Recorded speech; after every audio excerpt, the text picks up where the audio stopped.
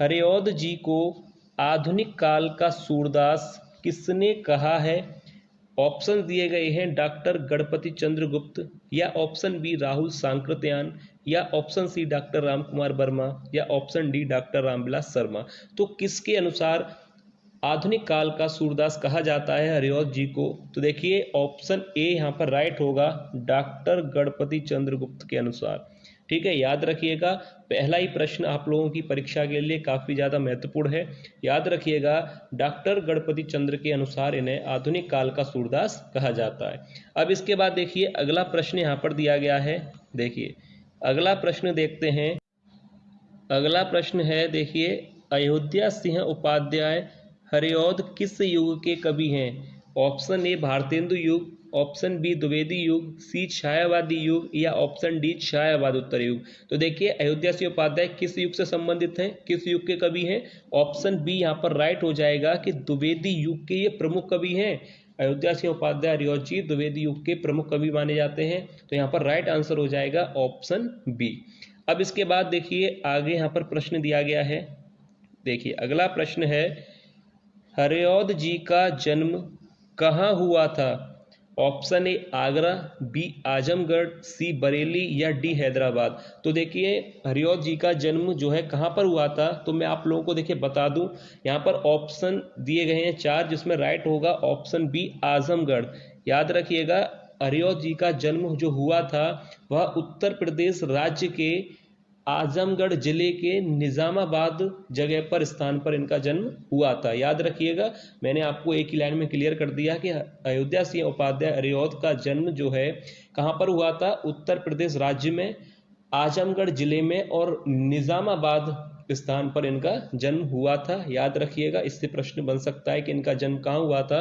तो याद रखिएगा आजमगढ़ जिले में, उत्तर प्रदेश राज्य के आजमगढ़ जिले में इनका जन्म हुआ था। अब इसके बाद देखिए अगला प्रश्न देखते हैं। देखिए अगला प्रश्न है, हरिऔध जी का जन्म किस वर्ष हुआ था, यानी किस वर्ष में इनका जन्म हुआ था? ऑप्शन ए सन 1864 में, या सन 1865, 1866, या ऑप्शन डी सन 1867। किस वर्ष इनका जन्म हुआ था? तो देखिए याद रखिएगा, इनका जो जन्म है सन 1865 में हुआ था। याद रखिएगा, जन्म कहाँ हुआ था? अभी आपको पता है जन्म कहाँ हुआ था? उत्तर प्रदेश राज्य के आजमगढ़ जिले में इनका जो है जन्म है। और किस वर्ष इनका जन्म हुआ था? सन 1865 में। याद रखिएगा इनके बारे में, 1865 में इनका जन्म हुआ था। अब इसके बाद अगला प्रश्न यहाँ पर दिया गया है।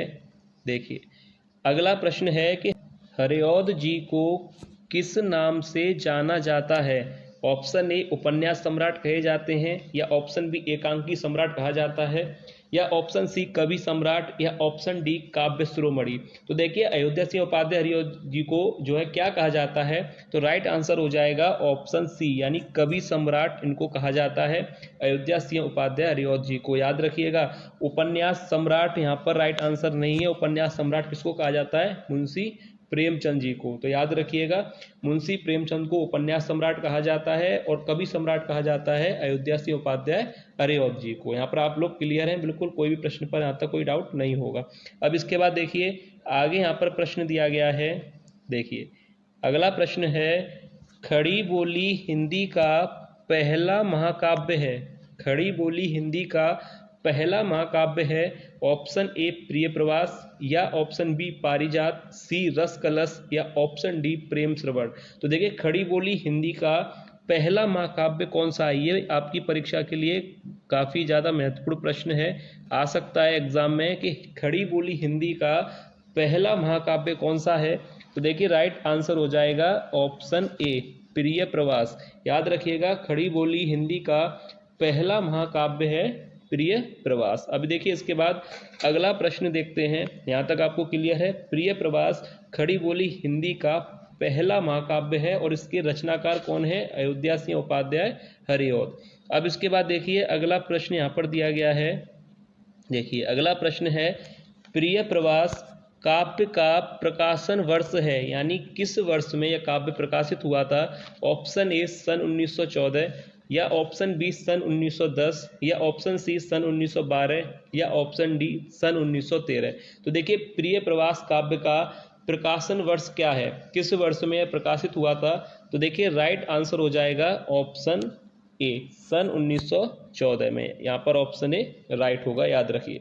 अब इसके बाद आगे यहाँ पर प्रश्न दिया गया है, देखिए अगला प्रश्न है, देखिए अगला प्रश्न है प्रिय प्रवास में कितने सर्ग हैं? ऑप्शन ए 15 या ऑप्शन बी 16 सर्ग या ऑप्शन सी 17 या ऑप्शन डी 18। प्रिय प्रवास महाकाव्य जो कि अयोध्या सिंह उपाध्याय हरिऔध का है, इसमें कितने सर्ग हैं? तो याद रखिएगा ऑप्शन सी यहाँ पर राइट हो जाएगा।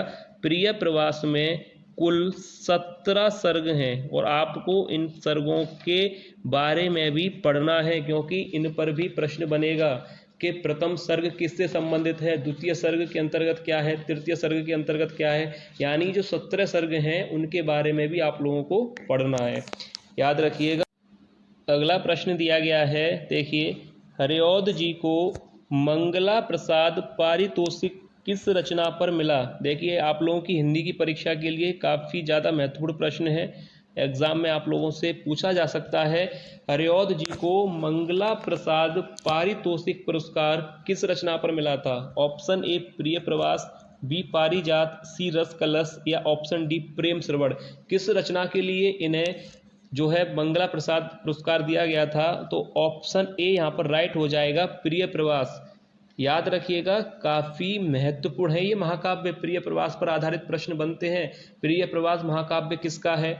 प्रिय प्रवास महाकाव्य में कितने सर्ग हैं, उन सर्गों के बारे में भी आपको पढ़ना है। मंगला प्रसाद पुरस्कार भी इन्हें प्रिय प्रवास पर ही मिला था। तो इस तरह से आप लोगों को जो प्रिय प्रवास महाकाव्य है इसके बारे में अच्छी तरह से पढ़ना है, क्योंकि इस पर आधारित प्रश्न बन सकता है। अब देखिए यहाँ पर आपको क्लियर है कि मंगला प्रसाद पारितोषिक पुरस्कार किस रचना पर मिला था? प्रिय प्रवास पर।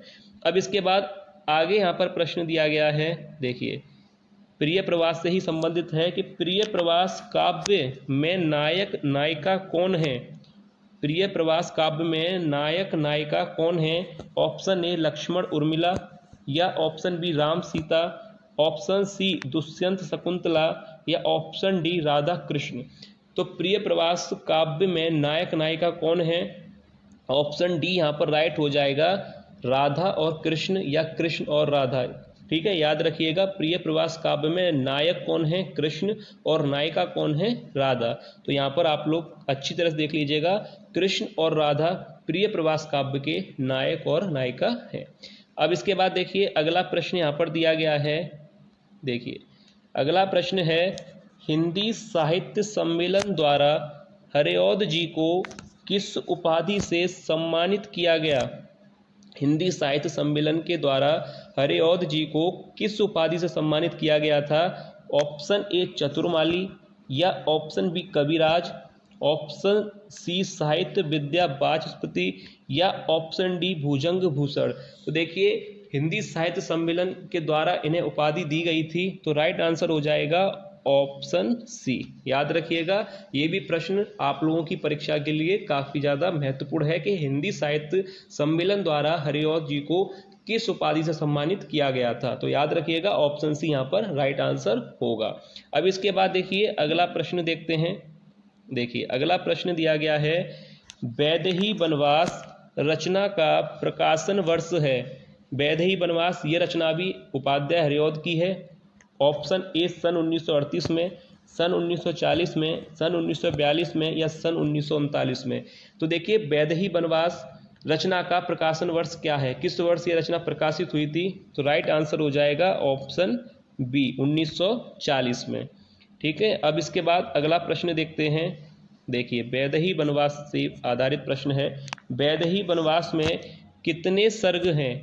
15 सर्ग, 16, 17 या 18। अभी एक प्रश्न आया था जिसमें सर्ग पूछे गए थे प्रिय प्रवास के, जिसमें कितने सर्ग थे? 17। अब यहाँ पर प्रश्न है कि वैदेही वनवास में कितने सर्ग हैं?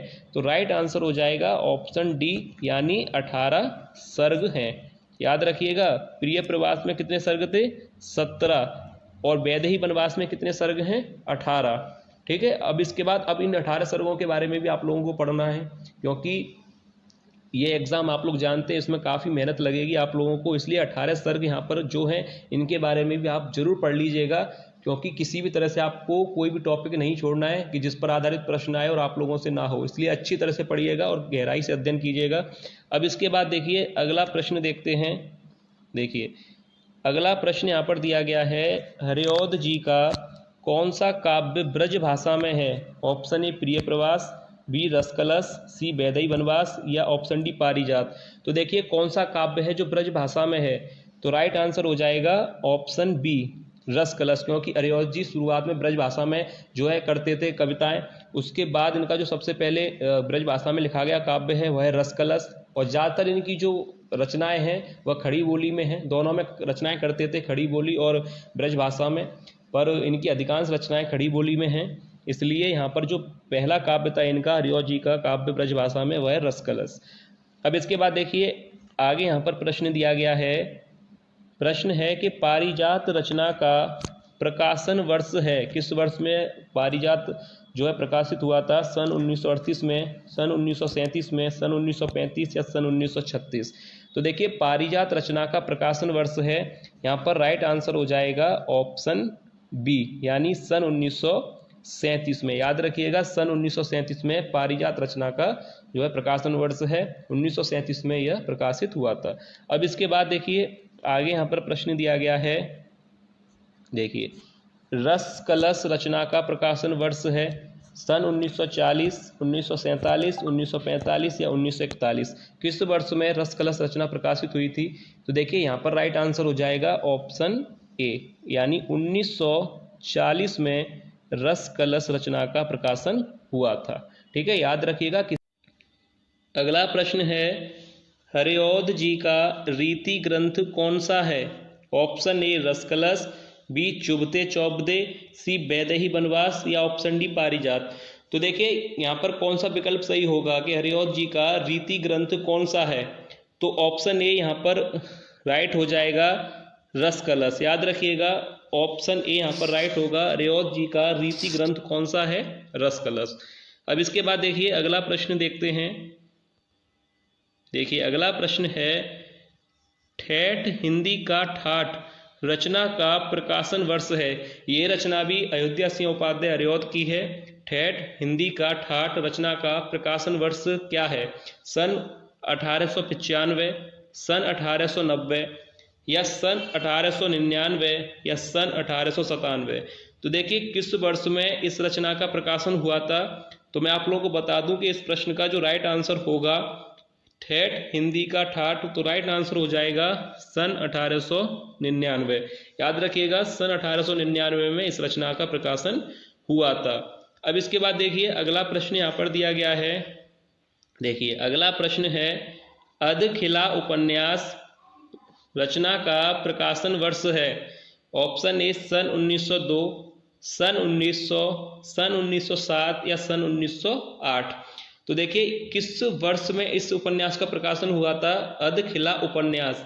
तो देखिए राइट आंसर हो जाएगा ऑप्शन सी, सन 1907 में अधखिला उपन्यास, जो कि अयोध्या सिंह उपाध्याय हरिऔध जी का उपन्यास है, इसका जो प्रकाशन वर्ष है वह है सन 1907। याद रखिएगा 1907 में इसका प्रकाशन हुआ था। अब इसके बाद देखिए अगला प्रश्न देखते हैं, जो कि वीडियो का लास्ट प्रश्न है।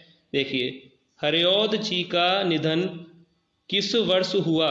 सन 1945, सन 1946, सन 1948 या सन 1947। तो देखिए किस वर्ष में इनका निधन हुआ था? तो राइट आंसर हो जाएगा ऑप्शन डी, सन 1947 में इनका निधन हुआ था। एक बार मैं आप लोगों को फिर से क्लियर कर दूं कि हरिऔध जी का जो जन्म है सन 1865 में इनका जन्म हुआ था और 1947 में इनकी मृत्यु हुई थी। याद रखिएगा जन्म हुआ था 1865 में, उत्तर प्रदेश राज्य के आजमगढ़ जिले में इनका जन्म हुआ था और निधन इनका 1947 में हुआ था। याद रखिएगा इनके बारे में। और जो भी वीडियो में मैंने आप लोगों को समझाया है उसको भी आप जरूर ध्यान दीजिएगा, सर्गों के बारे में जरूर पढ़िएगा, क्योंकि इन पर आधारित प्रश्न भी बनते हैं। तो यह था आज की वीडियो का लास्ट प्रश्न। उम्मीद करता हूं कि आप लोगों को वीडियो पसंद आई होगी, आज के प्रश्न आप लोगों को अच्छे लगे होंगे।